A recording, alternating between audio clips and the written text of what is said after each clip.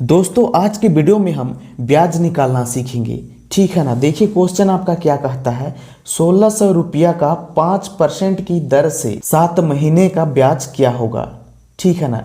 देखिए ब्याज निकालने के लिए आपको सबसे पहले सवाल को समझना पड़ेगा, तभी आप ब्याज निकाल पाएंगे। ठीक है ना। तो चलिए हम यहाँ पर थोड़ा सा सवाल को डिटेल में समझते हैं। देखिए दोस्तों 1600 रुपया का 5% की दर से 7 महीने का ब्याज क्या होगा उसको आपको ज्ञात करना है। मान लीजिए आप 1600 रुपया किसी से उधार लेते हैं 5% की दर से, यानी कि 1600 रुपया आप ले रहे हैं ना, उसका आपको 5% ब्याज लग रहा है और वही पैसा को आपको 7 महीने के बाद वापस करना है। तो आपको 7 महीने का ब्याज कितना देना पड़ेगा उसी को आपको ज्ञात करना है इस सवाल में।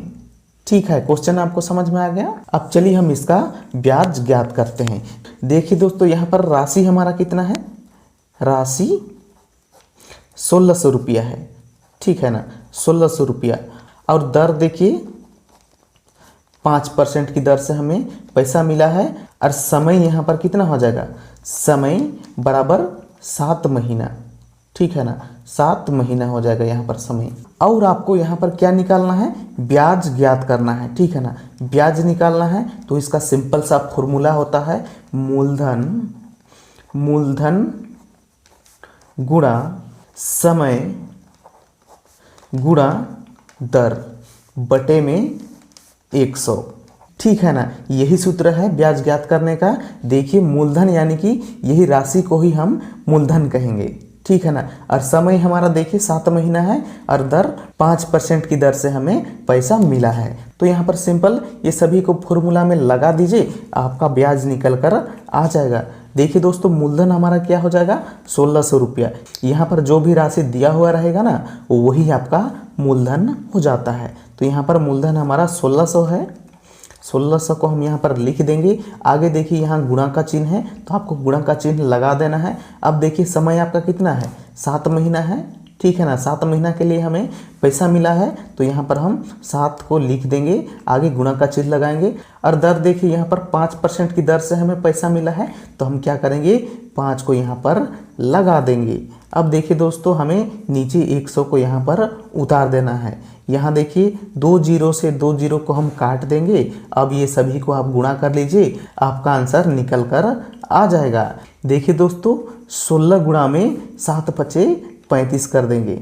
ठीक है, बटे में कुछ नहीं है यानी कि 1 है तो 1 को हम नहीं लिखेंगे तब भी चलेगा। ठीक है, अब आगे हम क्या करेंगे, सिंपल 16 और 35 को गुणा कर देंगे। तो देखिए इसको हम गुणा करते हैं तो 16 पचे 80 होता है, 80 के जीरो लिखेंगे, हाथ में 8 हो जाएगा। 16 तिया 48, 48 और 8 को आप जोड़ देंगे तो यहाँ पर 56 हो जाएगा। तो हम क्या करेंगे, 56 को यहाँ पर डायरेक्ट लिख देंगे। तो देखिए दोस्तों यहाँ पर 560 रुपया आपका ब्याज लग रहा है 7 महीना में 5% की दर से। ठीक है ना, इतना रुपया आपको ब्याज देना पड़ेगा जिससे आप पैसा लिए हैं उसको। ठीक है, ये वाला सवाल आपको समझ में आ गया।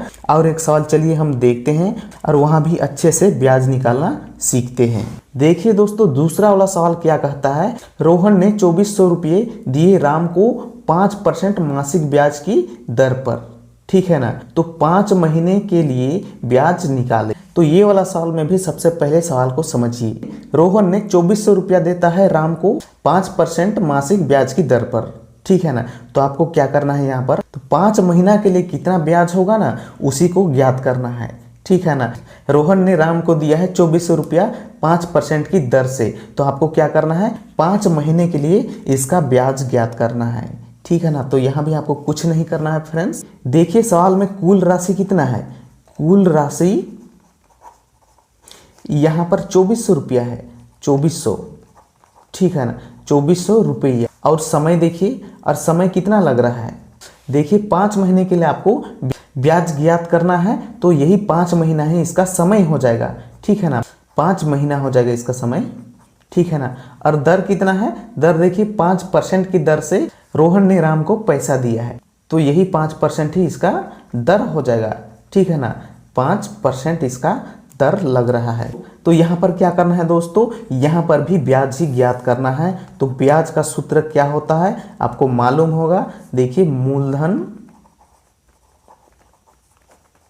गुणा समय गुणा दर, समय गुणा दर बटे में क्या करना है 100 से डिवाइड करना है आपको, ठीक है ना। अब सिंपल फॉर्मूला में इसको लगा लीजिए। देखिए यहाँ पर मूलधन यानी कि कुल राशि को ही मूलधन कहा जाता है। तो यहाँ कितना है 2400 रुपये।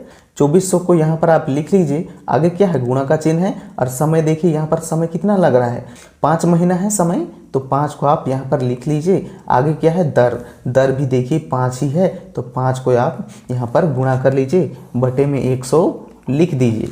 देखिए दोस्तों ये 2 जीरो से 2 जीरो तो चला जाएगा। अब क्या होगा यहाँ पर 24 गुणा 5 पचे 25, ठीक है ना, बट्टे में 1 है, यहाँ कुछ भी नहीं है यानी कि 1 है, तो 1 को हम नहीं भी लिखेंगे ना तब भी चलेगा, लेकिन यहाँ पर मैं आपको समझाने के लिए नीचे 1 को लिख दिया है। अब आपको क्या करना है 24 और 25 को सिंपल गुणा कर लीजिए, आपका ब्याज निकल कर आ जाएगा। देखिए दोस्तों 25 चौक का कितना होता है 100 होता है, हासिल हमारा 10 हो जाएगा, ठीक है ना।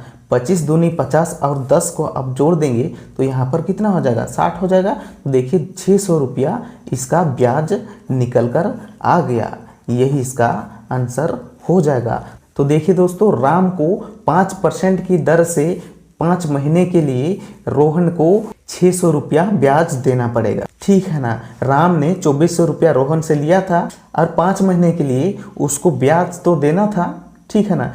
तो यहाँ पर देखिए ब्याज 600 रुपया उसको कुल राशि के अतिरिक्त देना पड़ेगा, ठीक है ना। ये वाला सवाल भी आपको समझ में आ गया। तो चलिए दोस्तों हम इसी के साथ ही वीडियो को यहीं पर एंड करते हैं। यदि आपको ब्याज निकालना समझ में आया हो तो प्लीज़ वीडियो को लाइक करिए, शेयर करिए, एंड चैनल में पहली बार आए हैं तो चैनल को भी सब्सक्राइब करके बेल आइकन घंटी पर ऑल पर प्रेस कर लीजिए। धन्यवाद।